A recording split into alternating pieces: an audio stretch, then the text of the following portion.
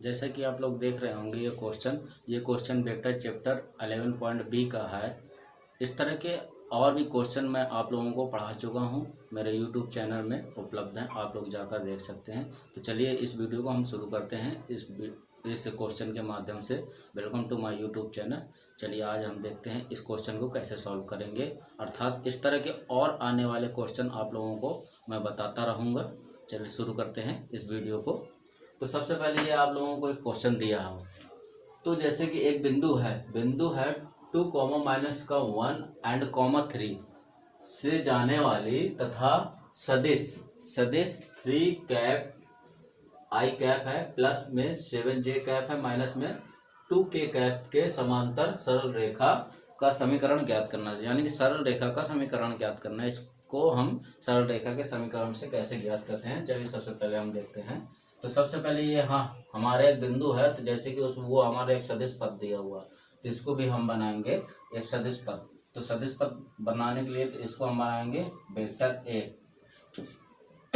Vector A है तो ये हो जाएगा हमारा 2i कैप एंड माइनस का j है, 1 है तो ये माइनस का j हो जाएगा, माइनस का j कैप एंड प्लस का 3k कैप।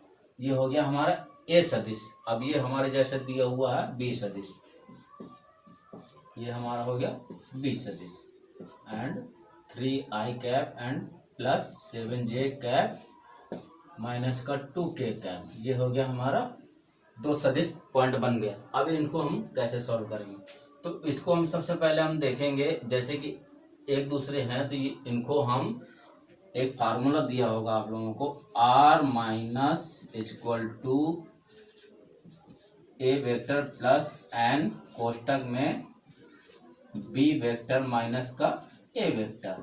ये आप लोगों को फार्मूले के अकॉर्डिंग इसको सॉल्व करना है। तो जैसे कि अब जैसे देखा हमारा मान a का मान हमें ये रखा हुआ है 2i कैप माइनस का j कैप प्लस का 3k कैप, तो इस a की जगह इस पूरे मान को हम रख देंगे। जैसे कि देखेंगे 2i कैप माइनस का j कैप प्लस का 3k कैप प्लस n। अब इसमें हम कोष्टक वाली पद को देखेंगे। जैसे कोष्टक में लिखा हुआ b का वेक्टर है, यानी कि b की संख्या हमें दिया हुआ, b का मान दिया हुआ है, तो इसको हम रख लेंगे 3i प्लस का 7j कैप माइनस का 2k कैप माइनस, अब a का मान इधर भी रख देंगे, तो a का मान हो जाएगा हमारा क्या रखा हुआ है 2i cap minus j cap plus का 3k कैप। ये हो गया हमारा। अब इसमें हम देखेंगे कि कौन सी संख्या घट रही, कौन सी संख्या बढ़ रही है, यानी कि जुड़ रही है। तो इसको हम देखेंगे। ये हो गया हमारा 2i कैप माइनस का j कैप प्लस का 3k कैप प्लस n।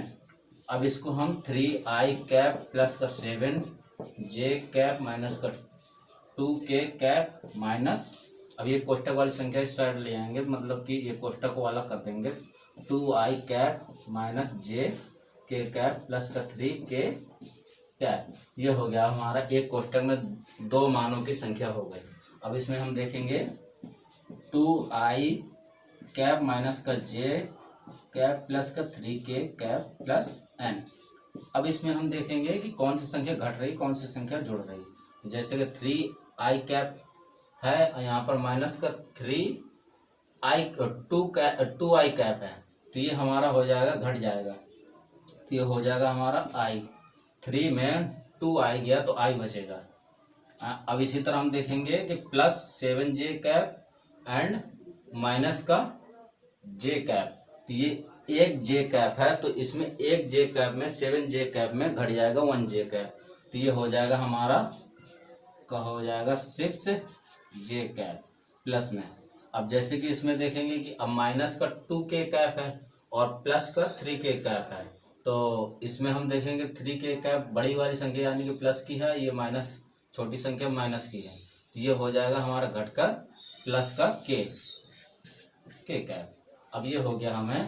अब इस n का इस पूरे में हम अंदर गुणा करा देंगे, तो ये हो जाएगा हमारा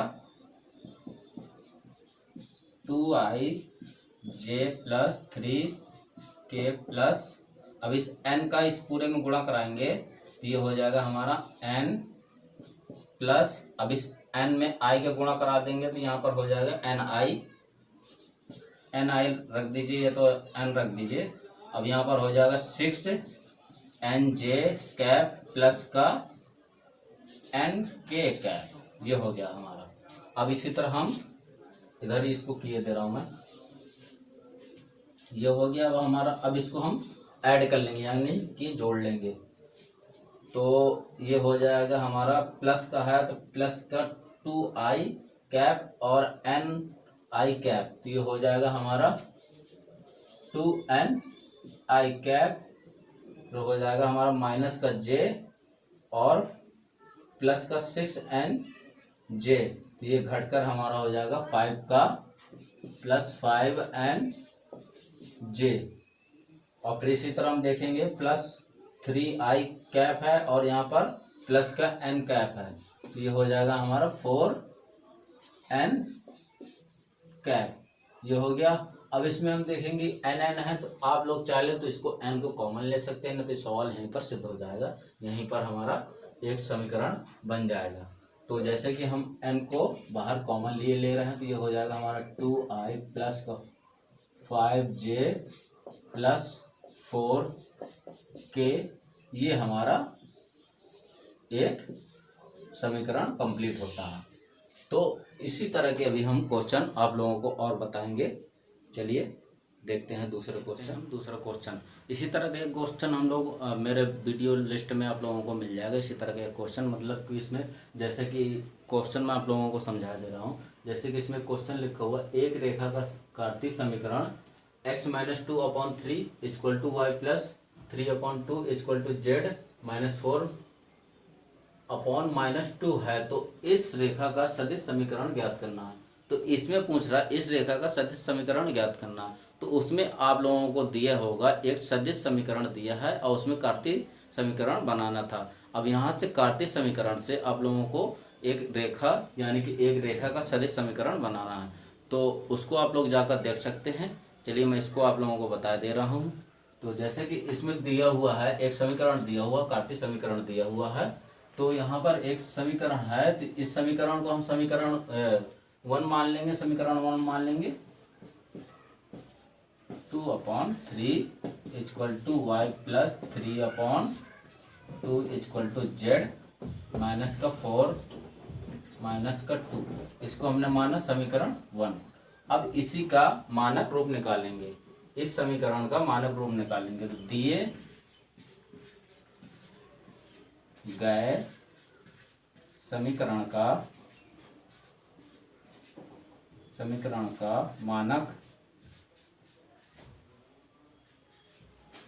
रूप, इसका मानक रूप होगा x minus a1 b1 equal to y minus a2 b2 and z minus a3/b3, ये हो गया हमारा समीकरण 2।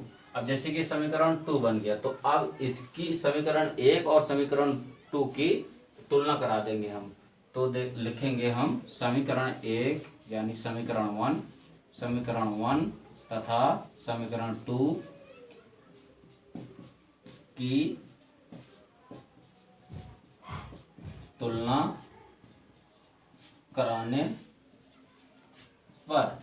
अब समीकरण 1 और समीकरण 2 की हम तुलना कराएंगे, तो यहाँ पर हम जैसे कि तुलना कराएंगे तो ये जैसे कि ये माइनस का है तो माइनस वाली संख्या प्लस में, प्लस वाली संख्या माइनस में चेंज हो जाती है। तो जैसे कि ये a1 है तो a1 की तुलना हम कराएंगे -2 से, तो -2 है तो ये हो जाएगा हमारा प्लस का 2।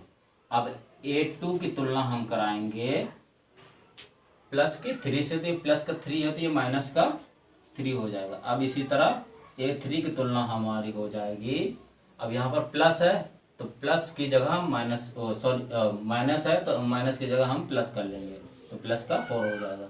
अब ये जैसे कि A1 एंड A2 A3 हो गया। अब तो ये हो गया B1 B2 B3।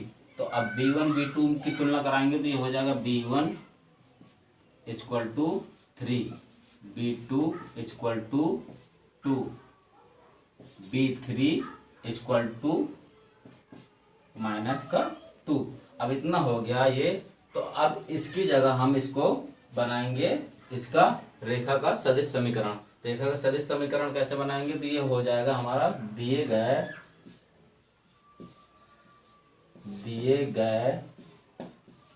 समीकरण का सदिश मान आर वेक्टर है। तो आर वेक्टर है तो R vector equal to, R vector का मान निकालना है तो अब इसको इक्वल टू, तो ये रेखा का समीकरण बनाना है तो इसकी जगह हम लिखेंगे यहाँ पर। अब जैसे कि ये है तो अब एक की संख्या सबसे पहले इसका हम समीकरण बना लेंगे, यानी कि इसको हम एक कोष्टक में बना लेंगे। तो ये हो जाएगा हमारा 2i कैप। अब यहाँ पर हो जाएगा माइनस का 3j कैप। अब यहाँ पर हो जाएगा 4k कैप प्लस n। अब ये प्लस n की कोष्टक में हम इसको लिखेंगे b वाली पूरी लाइन, यानी कि b वाले का पूरे मान लिखेंगे। तो ये हो जाएगा हमारा 3i कैप, तो हो जाएगा b2 का मान है तो 2j कैप एंड माइनस का 2k कैप। ये हो गया हमारा। अब ये जैसे कि एक रेखा का सदिश समीकरण बनाना था तो ये सदिश समीकरण आ गया, ये आर वेक्टर लिखा हुआ तो ये सदिश समीकरण हमारा कंप्लीट हो गया। अब चाहे तो आप लोग इस n का इस पूरे में गुणा कराकर इन दोनों को जोड़ देंगे तो ये और सॉल्व हो जाएगा। चलिए मैं आप लोगों को सॉल्व कराकर बता दे रहा हूँ। जैसे कि ये आर वेक्टर हो गया। अब जैसे कि ये 2i कैप माइनस का 3j कैप प्लस का 4k कैप प्लस, अब इस n का इस पूरे में गुणा दे देंगे तो हम 3ni कैप प्लस का 2nj कैप माइनस का 2nk। अब इसको हम ऐड कर लेंगे यानी कि जोड़ लेंगे तो ये हो जाएगा हमारा R vector equal to 2ni cap और यहाँ पर हो जाएगा ये दोनों प्लस प्लस किए तो ये हो जाएगा 5ni कैप प्लस, अब यहाँ पर देखेंगे माइनस का 3j कैप है, यहाँ पर प्लस का 2nj कैप है। ये घटकर हमारा बच जाएगा nj कैप।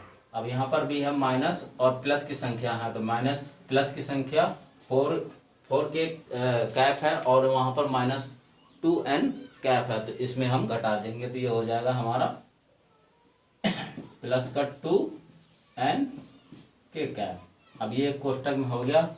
अब ये हो गया आर वेक्टर। अब चाह लें आप लोग तो n को कॉमन ले लेंगे तो n कॉमन हो जाएगा तो ये बचेगा हमारा 5i कैप माइनस का, अब यहाँ पर हमने n कॉमन ले लिया तो यहाँ पर बचेगा j कैप प्लस का 2k कैप। ये सदिश समीकरण हमको बनाना था। सदिश समीकरण हमारा यहाँ पर ही बन गया है तो यहाँ पर ही ये सवाल सॉल्व होता है और आप लोग चाह लें तो इसको आगे सॉल्व करके इतना निकाल सकते हैं, इतना और आगे सॉल्व हो जाएगा। तो चलिए, आपको ये अगर वीडियो अच्छी लगी हो तो चैनल को लाइक सब्सक्राइब जरूर करें। Thank you so much.